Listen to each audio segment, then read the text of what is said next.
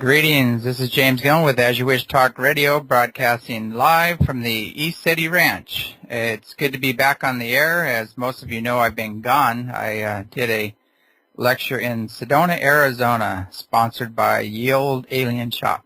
And it was an awesome experience, quite a challenging experience, but, it was a lot of fun. And, it was quite amazing to go to Sedona and turn the TV set on and see my face plastered all over Sedona because they had ongoing ads on the Sedona channel for the event. And, I walked into the Yield Alien Shop, and lo and behold, there was a big video screen with, again, Playing Contact Has Begun with all my books and videos. So it's really nice to see that kind of support and to hang out with the group there. They're such wonderful people. I highly recommend stopping in, saying hi, give Jennifer and Doug a big hug and everybody else there.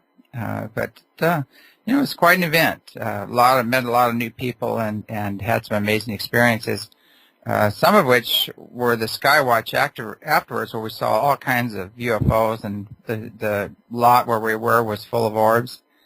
But I also had an experience there, a wonderful place along the river where we sat and hooked up with some beautiful energy. And the most bizarre thing was I was at a friend of mine's place and sitting in her backyard and saw this brilliant green light move right over our heads very fast and hit Bell Rock and go right into it. That was quite amazing, but because it was just the intensity of that light. And then I saw this pulsing energy step down about 3 levels right over my head at the same time. And it was just crazy, just watching some just crazy events happening there. But, fun stuff anyway. But that was a great trip. But it's good to be back. I've been on the road quite a bit. I keep missing my show due to being on the road, and now I'm back, and good to be back on the air with everybody, and I hope somebody missed me out there. You never know. But anyway, it's been a great show. I've got another show on. I've got Stephen Sindoni on, who is an expert on some of the ancient lore about Shasta and the expeditions up there, and some contacts that were made, and amazing discoveries concerning some of the beings that actually live underneath and have been there for quite some time. But we can just go more into all this. But before I do, I want to welcome Stephen Sindoni on the show. Are you with us, Stephen? Yes, I'm here, James. Thank you for having me tonight. I appreciate you having me on board tonight. Oh, great to have you on the show. Shasta's always been a major, kind of like a heart-opening place for me. I always go there when I need some downtime to really connect and be by myself. And used to go to Lake Siskiyou a long time ago. It's gotten a little overdeveloped right now, but had some amazing experiences there and also up on the mountain. But I understand you've had some pretty incredible experiences up there, and just with the research of some of the past history of Shasta. Well, yes, I have, and I've experienced some of those places you mentioned. Lake Siskiyou, I was there a couple of days ago. Mount Shasta, I've been up on the mountain, and we've done morning meditations. And as you're coming down I-5, as you know, from Dunsmuir, you can see the heart, the shape of a heart on the mountain itself, and it's a sight to behold. And the energy here is very eclectic, electric, and it's an amazing energy, so it's a great place to be, yes. Mm-hmm. Yeah, can you tell us some of the past history that you've uncovered concerning Shasta and some of the beings that dwell underneath it, you might say? Well, I'd like to start first by giving you a little segue into how this all came about, and then I'll share everything with you. But in late 2007, in December, I finished writing a screenplay. It was a comedy screenplay, and at the time I was looking for a challenge, and I spent a couple hours on the internet searching for interesting stories to write about. And as fate would have it, I stumbled upon The Legend of J.C. Brown. After reading the short excerpt from the book, it was written by an author by the name of Emily A. Frank, entitled Mount Shasta, California's Mystic Mountain. I became fascinated by it. For anyone who doesn't know about the legend, I'll briefly tell you What I read briefly was about a man who shows up in 1934 at the late age of about 67, appears in the office of the editor of the Stockton Record newspaper in California, and he spins the tale about a lost treasure he found 30 years earlier while working and employed as a geologist with the Lord Cowdray Mining Company of England. So at this time, James, he gets the Stockton Record editor excited, and they end up contacting 80 residents, including a newspaper editor, a museum curator, a retired printer, several scientists, and other solid citizens, and they form a group, and they plan for 6 weeks to investigate the tunnel with J.C. Brown. The interesting part about this story is after the 6 weeks, they designated a date of June 19th at 1 p.m. that 80 Stockton citizens would await for J.C. Brown to appear.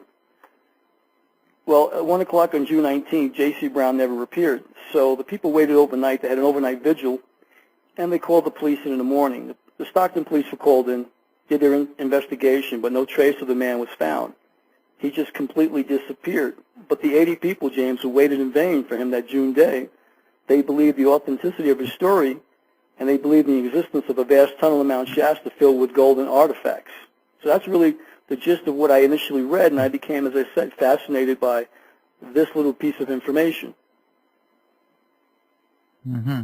And so I guess you further did a lot more research, and did you do a couple expeditions up there to try to find this tunnel? Yes, I did. But the first thing I did was I wrote down the clues on the Internet, and I came up with about 5 clues, and I decided that I was going to go to the New York Public Library and do my own investigation to see if I could solve this 73-year-old mystery surrounding the man only known as J.C. Brown. So that was the first thing that I did in late December of 2007 to see if I could, find this man. So I began by just writing down the clues as I mentioned, and there was 5 clues that I first came up with. And the first one was, James, was there a man named J.C. Brown? So that was really the most important part because the legend was of J.C. Brown, but I'm thinking in my head, well, if there was a J.C. Brown, then this wouldn't be a legend today. So in my mind, I'm saying, well, it could go either way. One of the second things I asked myself was, did a company doing business under the name the Lord Cowdray Mining Company of England really exist? Was there a company at all? And if there was a company named the Lord Cowdray Mining Company of England, could it be named after its founder? So these are some of the questions. And I asked myself, because one of the fourth questions I had was, would I be able to find records for geologists? Because the man who showed up in 1934 and claimed he was J.C. Brown said he was a geologist or civil engineer. So the fourth question I was asking was, would the man be a geologist? Would I actually find geologists? And the last thing was, and was most important, would I find a man who was the right age who would match that description of being in his late 60s or early 70s, as per the article that I read on the Internet in the book California's Mystic Mountain of Mount Shasta by author Emily A. Frank. So those are the first 5 pieces of business that to me were intriguing, because between you and I've told this many, many times before, but I'll tell your audience here, is that at first I figured that I was looking for a con man, that he must have taken money from people, and I was looking to write possibly a movie like Maverick or something, not having any idea that these 5 clues would be the key to going from a comedy mentality to a search and find investigative reporter mission, and finding a tunnel that finally led to a back entrance to Telos. Mm-hmm. And so what did you find out? I guess this man did exist? Well, one of the first questions, because I began my research beginning in January, right after Christmas there, and the first question was there a man named J.C. Brown? And the answer was no. I was unable to find anyone in the United States who matched that description. So 1 down, 4 to go, I guess. Second question I asked was, did the Lord Cowdray Mining Company exist? Oddly enough, I Googled the name, and yes, I was able to find a record of the Lord Cowdray Mining Company. The next thing I did was, okay, well, the company does exist. Was there a man named Lord Cowdray himself? Well, a little digging. There was a Lord Cowdray. A little more digging. Was Lord Cowdray a geologist, like the man in the legend claimed? Well, another bullseye. Yes, Sir Lord Cowdray was also a geologist. The one question that stood in my mind was Lord Cowdray still alive in 1934 when the man who walked into the editor's office in the Stockton Record of 1934, would Sir Lord Cowdray have been alive in 1934? Would he be, in fact, the man J.C. Brown? Well, it turned out he passed away in 1927. So there was a dead end there. So the one thing that really stuck in my mind, I went back to reading the actual legend that I had, and the one thing, because I kept reading line by line, the one thing that kept coming out at me was the man claimed that he worked for the Lord Cowdray Mining Company as a geologist for all his life, employed with one company. So I said, well, if I'm not looking for the owner, I must be looking for the right-hand man, or I got to be looking for a lieutenant. So I then, channeled my energy in that direction. And lo and behold, James, the answer was yes. The man that I did find was a lieutenant. Mm-hmm. And so what happened after that? Where'd you go after you established this guy did exist and the mining company did exist? Well, the next thing I did was I had to figure out, I had to track the man to figure out how this in fact was done, because what I learned was that the man's real name was John Benjamin Body. He was not J.C. Brown as the legend had claimed, and that's why it remained a legend. So I had to figure out, okay, I've got the man, the right age, who fits the right descriptions, is employed for the Lord Cowdray Mining Company his whole life. I've now got his memoirs as well, so I had some information. So the real question was, where did the man live? Where was he domiciled all this time to make this, stay a legend? Well, I learned that he lived in Mexico the whole time. So I then had to look at border crossings. I was like, well, we got border crossings through Mexico, Canada, and coming through on the West Coast, and also through Cuba, the United States, all ports of entry. So I looked at all the ports of entry, and was fortunate to find that in 1904, that Sir Wheatman Pearson, who was really Lord Cowdray, because he was originally born Sir Wheatman Pearson, but then later was knighted and given the title of Sir Lord Cowdray. And once I had that figured out, when I checked the border crossings, in 1904, just as J.C. Brown had claimed when he appeared in the editor's office in the Stockton Record, in a 1904 border crossing, there was Sir Wheatman Pearson crossing in from Laredo, Texas border with John Benjamin Body and two other men coming through on the Mexico National Railway Steamship Company from Veracruz in through Laredo, Texas into the United States. So I was able to verify that first date was correct as per the legend of J.C. Brown when he went into the office of the Stockton Record. Mm-hmm. So now you established the guy's true identity, and where'd you take it from there? Well, at that point, I looked at the legend a little further, and he said that in his second time coming up to Mount Shasta is when he discovered the tunnel, because he said, in the legend he said he didn't discover it on the first time up there. So upon further investigation, I continued looking at the border crossings, and I saw in 1907 J.B. Body did come back over the border on the same steamship company, but this time he brought with him 3 civil engineers that were employed with the Lord Cowdray Mining Company, and those 3 men, himself and his personal valet, all came over in 1907 and then went up to Shasta, and they were the ones who unearthed the backdoor tunnel to Telos. Mm-hmm.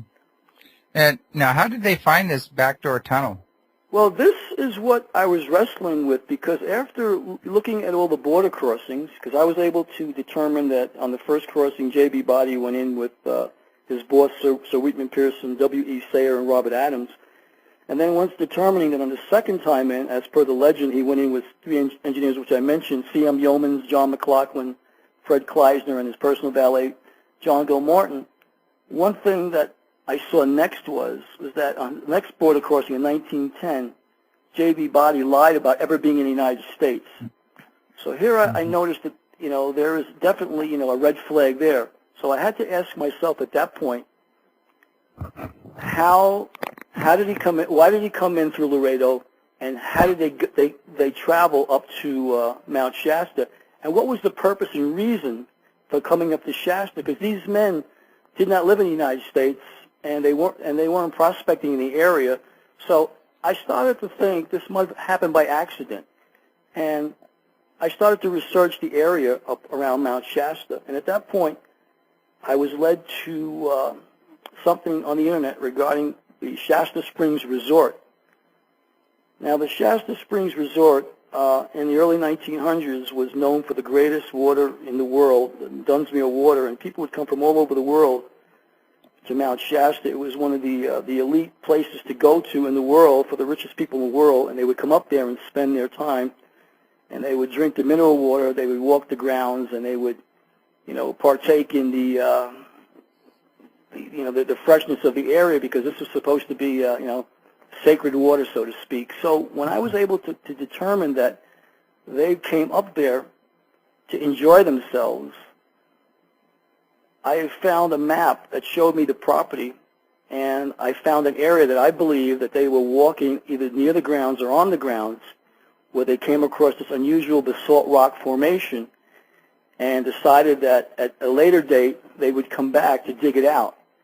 So when I determined this piece of information, I decided that I'd have to come to Mount Shasta myself, take the map with me, and actually find this property and start to do my own expedition in a 10-mile radius of this property, because I believe that if I was right, I would find the backdoor tellers just like they did by accident in 1904 and then opening and going in 1907.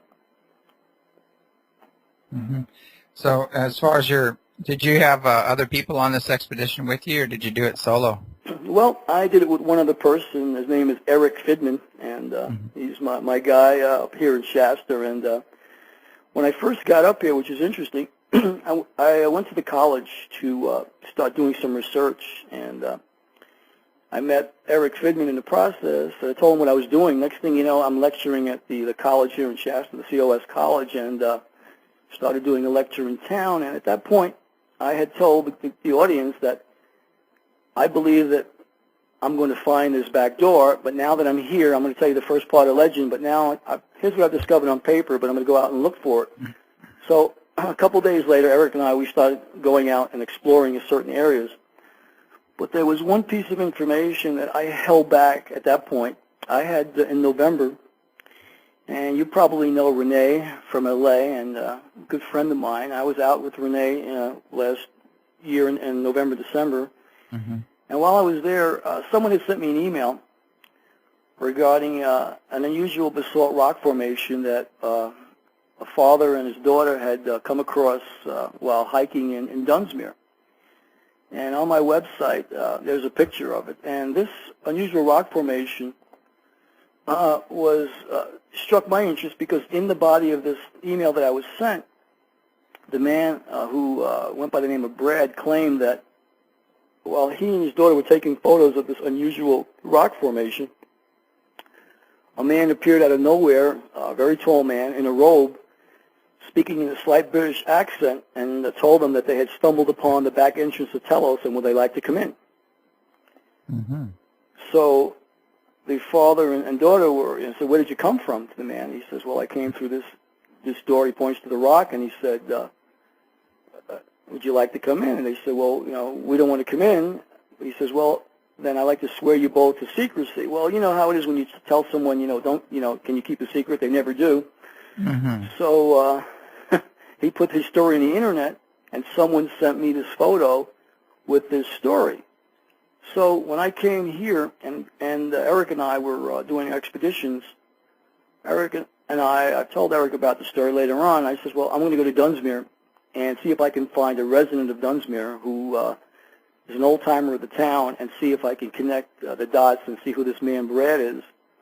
So in his email, it said that he was related to the Van Fossen family of Dunsmuir, so he was a relation too. So the first clue I had was possibly a Van Fossen. So I went down and I met with someone in town who happened to know Brad and told me Brad's last name is not Van Fossen, gave me his last name, and also told me what his email and phone number was. So at that point, I had my friend contact Brad, and just to validate his email and his photo and his claim, and we got an email back. This is the end of May 28th of this year, and the email we got back was, yes, the incident did happen, and these doors close off lava tunnels that lead from Mount Shasta, and they supply the water now, and the wall's been sealed off, and now the lava tubes now are piped, and the water is being used to supply the city of Dunsmuir all their water. Mm-hmm. Well, that's interesting. So they sealed off the doors, I guess. Now, did the Inner Earth guys seal it off, or I guess the city did? Well, the city did. It's Yeah. on private property, and Okay. and they sealed it off, and that's one of the reasons why this secret has remained secret for as long as it has. But the interesting thing is, in the legend of J.C. Brown, he claimed that from that spot to where he found the underground civilization on the Mount Shasta was 11 miles and 2,300 feet. From this spot is exactly 11 miles from Mount Shasta. So it's uncanny that, in an easterly direction that X marks the spot, and from there, it leads directly to where Shasta was. Yeah, you should get yourself a little white hat and put EPA on it, and just say, "Hey, we're here to inspect the water. There's been a spill up top, and we have to get into the cave. This cave has to be opened up, to check out the ground pollution. Who knows? You might be able to pull it off."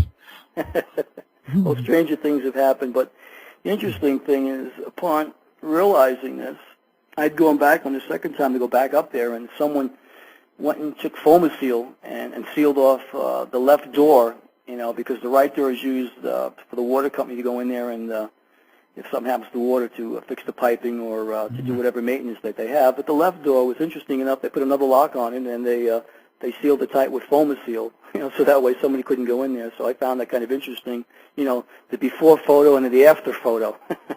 Yeah.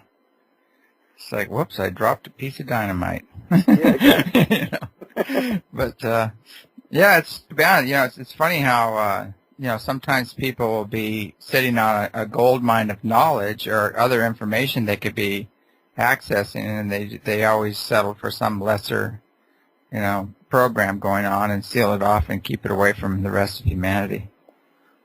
Well, you're exactly right. What was interesting on this rock formation, there were symbolisms, old carvings on there that weren't done by Native Americans, so I was able to see some interesting figures there. I guess you call them petroglyphs, and I was told by someone that, if touched in the right area on these petroglyphs, that a monolithic stone would come out in the front of where this rock formation sits. So we tried and wasn't able to do that, but I was told that basically this back entrance has been sealed pretty good, and the only way to really, get in that is if you were to, dynamite that whole rock formation. But there are other rock formations in that proximity that do exist that will lead under, because in the Dunsmuir area, there are many cavernous tunnels that lead back through Shasta, because all the water in that area comes from Shasta. Shasta supplies the Osprey Falls and all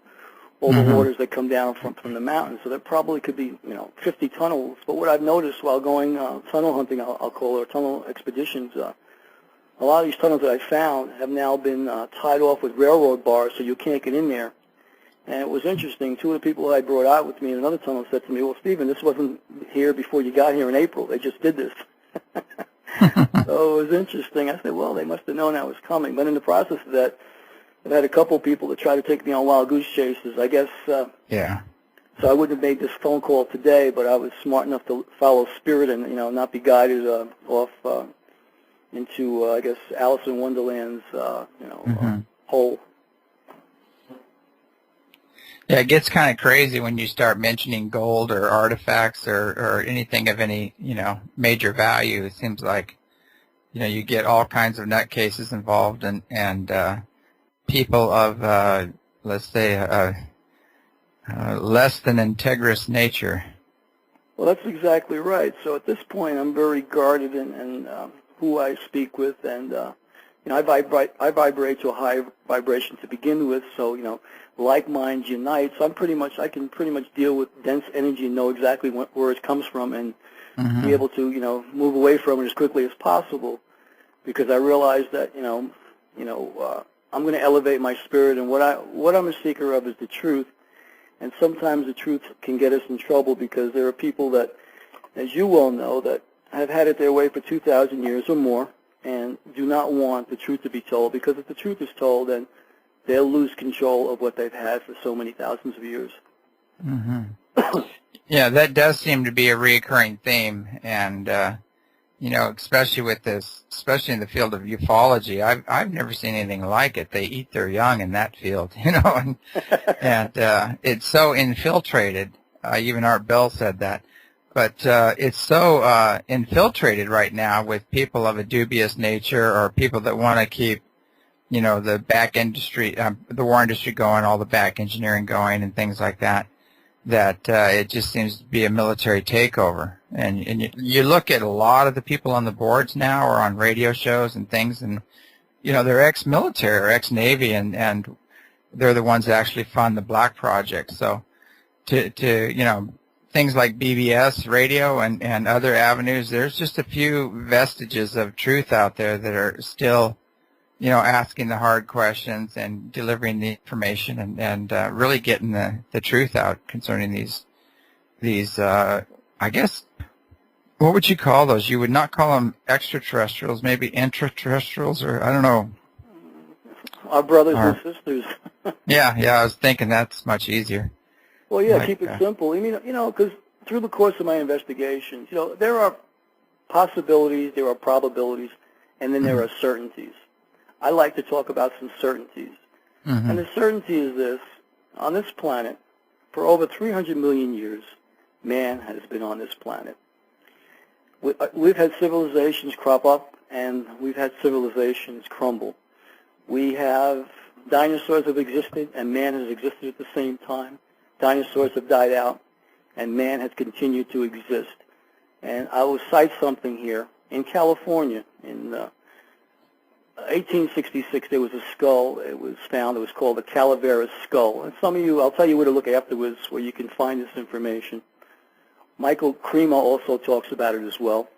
There was a skull found that was determined to be below the bedrock, below the Ice Age, the marks of the Ice Age. And to make it, plain and simple, this man determined that this skull was over 50 million years old and was of Native American indigenous, nature, and it was, civilized man, modern man.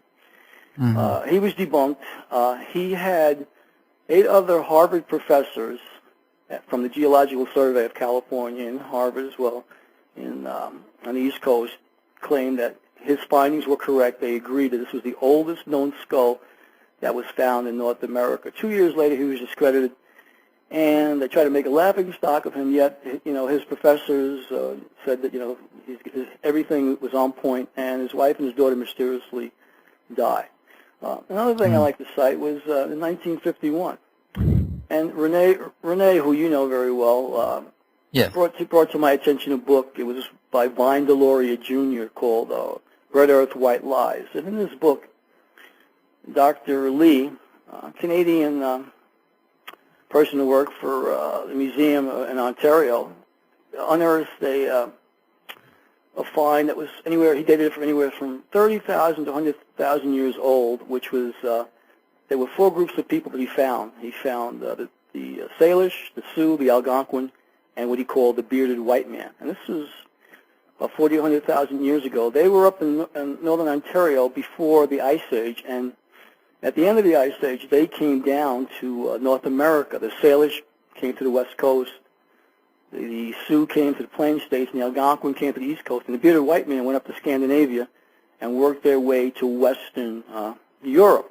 Now, the interesting part about this is the bearded white men, their aggressive tendency, because they couldn't live with the Indians. So what did? They went to Scandinavia and Western Europe, and they killed the rest of the Neanderthal man.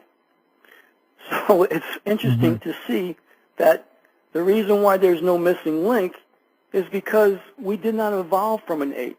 Never have, never will. It doesn't make sense. Darwinism is about as bogus as to believe the Bering Strait theory that 12,000 years ago that man came across the Bering Strait from China, went across 6 mountainous ranges through Alaska, brought with him plants, flowers, animals, and that way of life to North America. I mean, that's got to be a very hard concept to believe. I mean, to really be this dumbed down, you got to get everybody to be watching American Idol. You got to watch Jeopardy, or to be watching soap operas and rooting for your favorite sports team. I mean, wake up, America, because it didn't happen that way. Yeah, well, maybe a massive tornado picked them up and then baled some hay underneath them and dropped them perfectly right on top of it. And, that's kind of what they do. I've never seen anything like it. To support their theories and these old programs, they come up with the most cockamamie things I've ever heard, and people buy it. Well, I'm waiting for, Bill, I'll call him Bill Nye, the science guy, to debunk me, because you've got people that in these institutions that have these, these positions and titles, and their job is to be debunkers. And if they can't debunk you, they'll discredit you. And if that doesn't happen, you better have a bodyguard, because they'll try to get rid of you. So I mean, this is the method and the way they operate.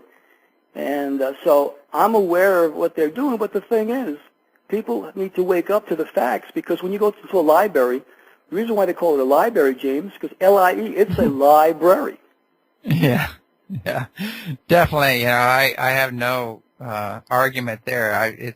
They say history is his story. What about her story? And the one who wrote the story is usually the victor in whatever war went on. So we're really never getting the whole truth, or we're usually only getting one side, and it's usually very biased one way or the other.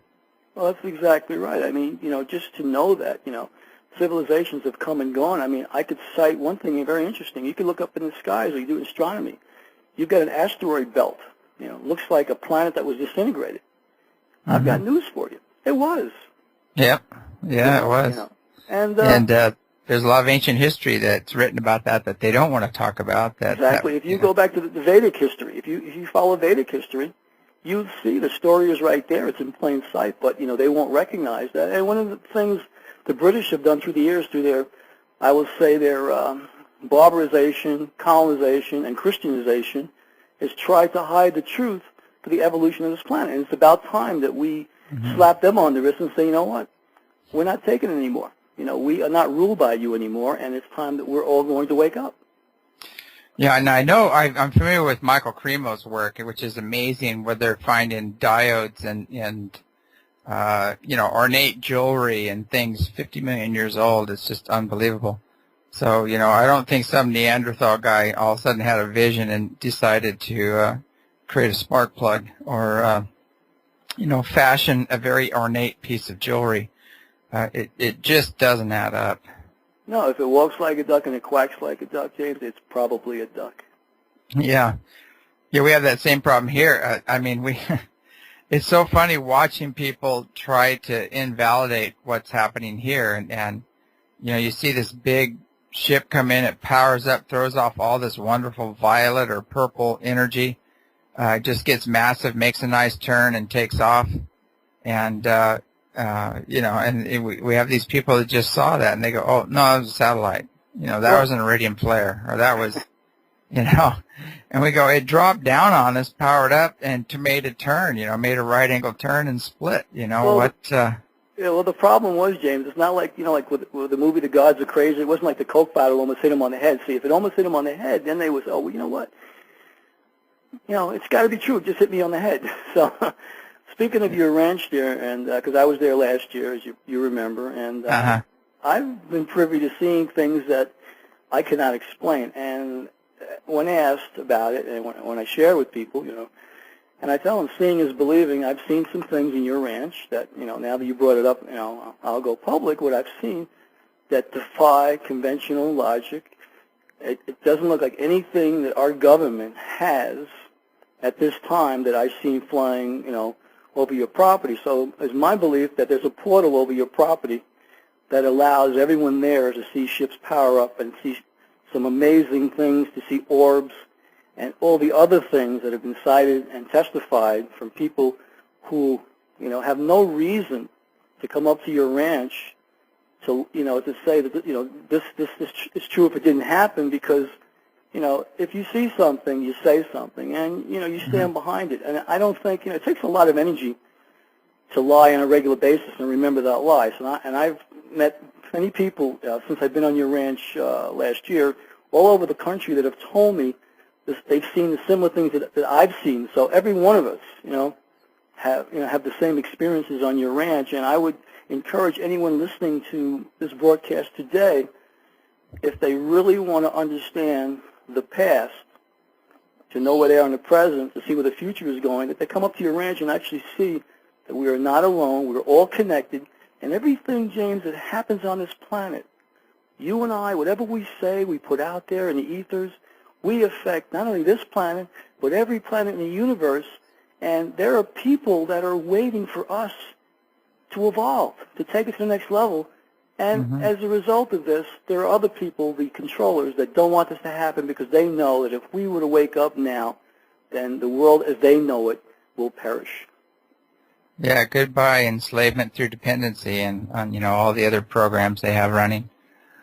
Well, the programs that they have running right now are, I'm going to tell you something interesting. Me and you mentioned the programs running. Robert Bork, the old, Supreme Court justice, was asked if there's anybody in prison. Why is everybody in prison? Or and he basically said that the only people that are in prison are prison because of their own consent and their own acceptance of it. And I thought that was kind of interesting. And then I thought a little further. Well, why is he saying that? Well, in 1933, when this country went bankrupt, and we gave away every American's right to freedom, liberty, and the pursuit of happiness, and then sold it off to the Federal Reserve Bank, who was a private company. And then they, in turn, created corporate names for us to live under as like straw men, so that way they can tax us, our birth certificates, our titles, everything, so that way they can own us. I realized that if we do not consent to, if we do not agree to, and we say you have breached our rights as American citizens, free sovereign citizens, then everything you say and do is not accepted in a court of law, because I don't identify with that individual that you say that I am, because I am not that being, and you breached our contract, and therefore you have no authority on me whatsoever. Be gone. What I've seen is on paper, that's all accurate, and but boy, to stand up against this scene. I mean, I had some run-ins myself, and I was just blown away at the lack of justice, the lack of integrity, within the system, and how they break their own rules. And it seems like what it all boils down to is whatever that judge wants to do, he's going to do. And if you don't have a heck of a lot of money, and if you don't play golf with another judge, it's a little more powerful, you're going to be, be sitting behind bars or peeling potatoes somewhere. That was true up until a couple of years ago. There's a website called TalkShoe.com, where if anybody's interested in sovereignty, that they can go to. I'm plugging it right now because I'm looking at this very seriously, because I learned an old Jewish slogan years ago. If you really want to hurt somebody, you figure a way to stop the money flow or take their money.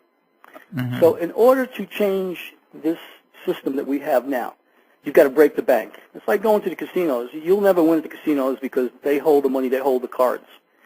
So these money changers who hold the cards, they have an illegal system.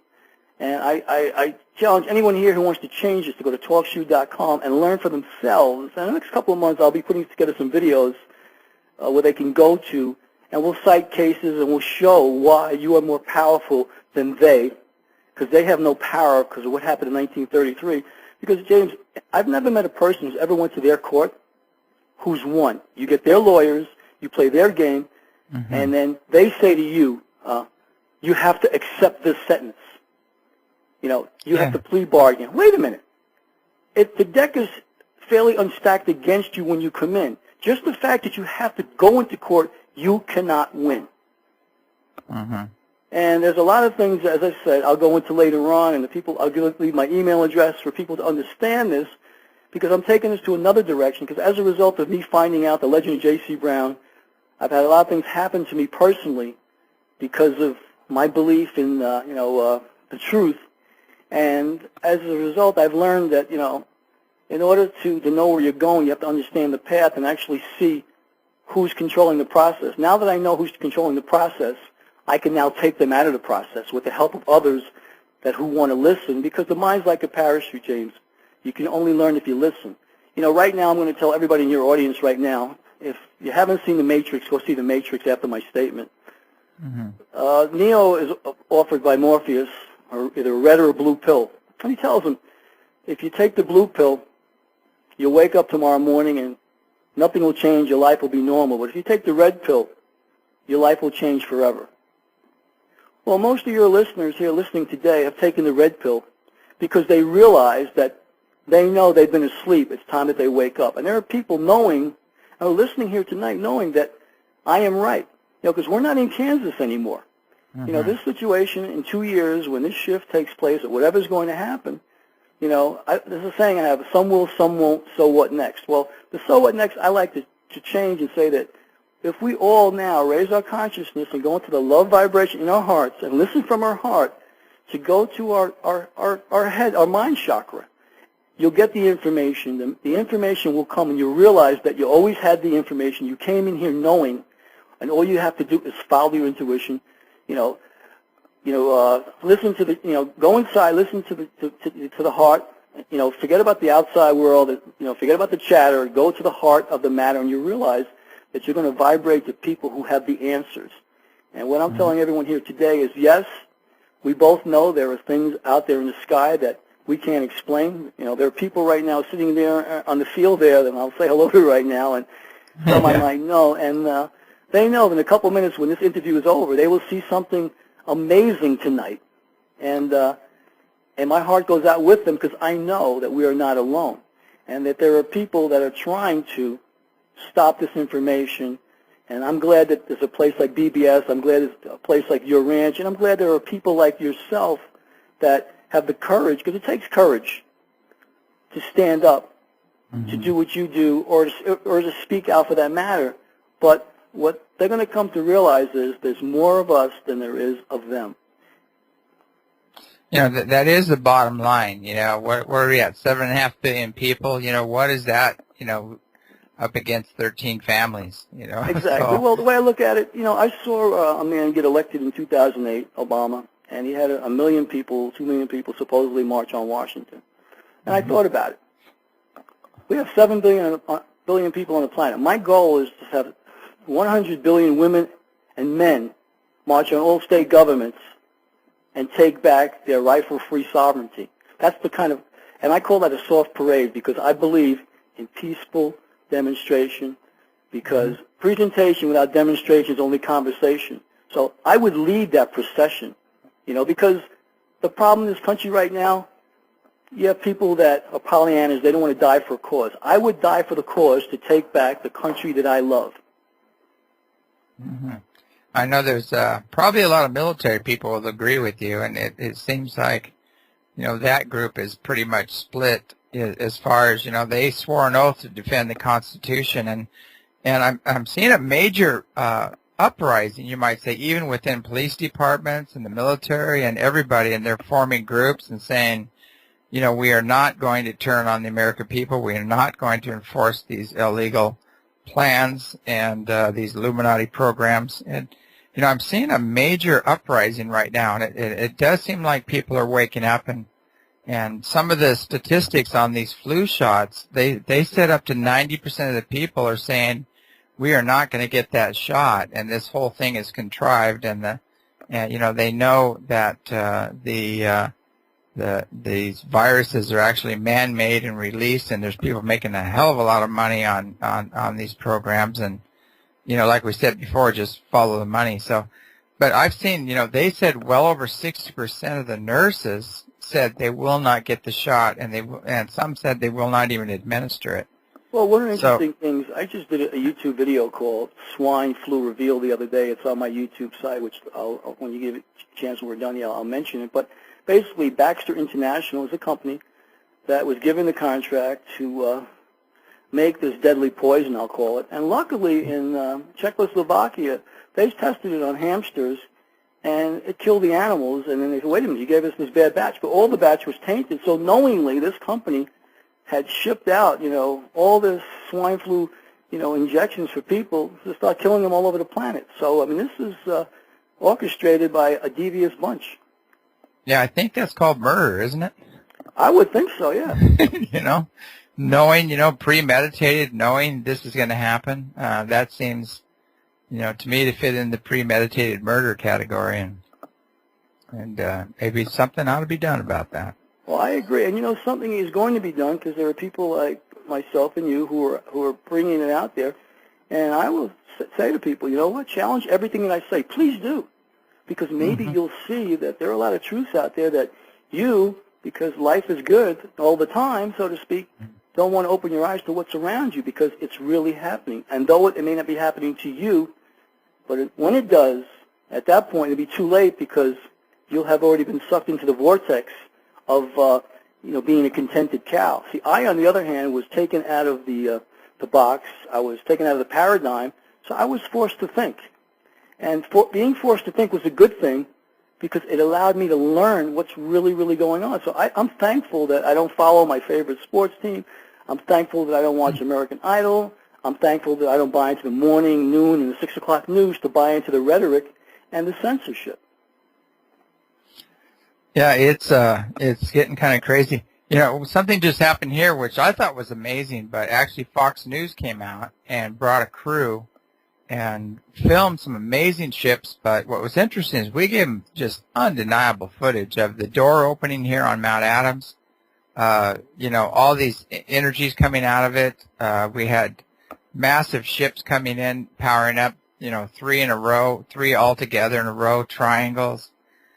Just some amazing footage, and they just showed a couple that spun across like meteors and saying, well, they did come and these are the ships. But then they brought a debunker on, as usual, who says, oh, this is nothing more than a meteor or a satellite. And, we have these objects landing on the mountain and morphing from 1 to 3, and tell me a meteor or a satellite. But, the guy says, well, this could be the space shuttle. And, how do they don't even question the debunker saying, well, how did the space shuttle land on Mount Adam and morph from 1 to 3? They don't ask those questions. They just let these debunkers run. Well, I never seen anything like it. But they did give me a shot, the last shot at it, and after he went through his debunking thing, I showed that we do have Heavens Above and J-Tracker here. We're using their data showing these are not satellites, and they're definitely unknowns. And so they did do a very fair piece on that end, but I never ceases to amaze me when you give them this just phenomenal footage, they just don't use it.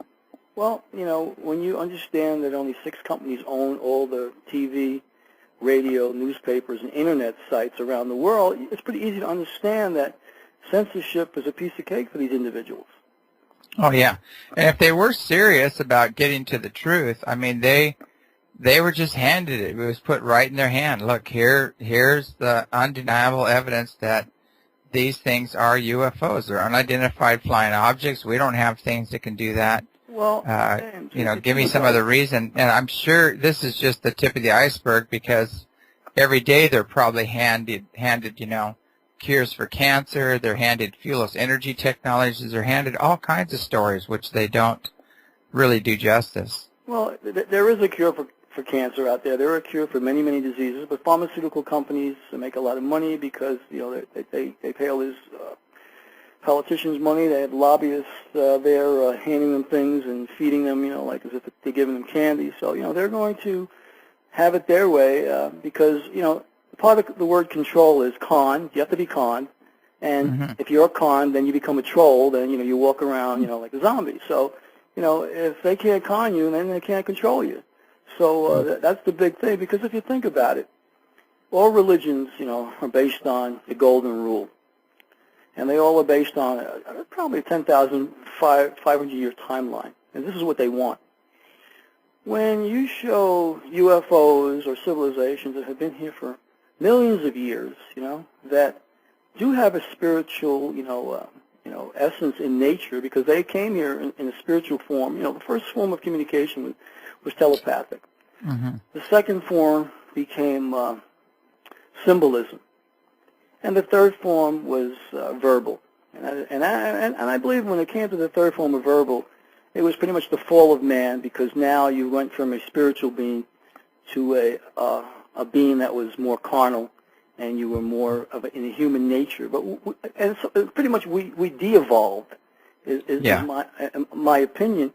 And once we de-evolved, the only thing that they could do was create a theosophical religious type agenda, giving people religions to believe blindly, and using that as their platform to be able to say, okay, now we have the sheep, now we can control the sheep, and we'll give anybody who wants a permit for a church or religious organization under one precept, that you tell people to believe blindly and things will come to pass.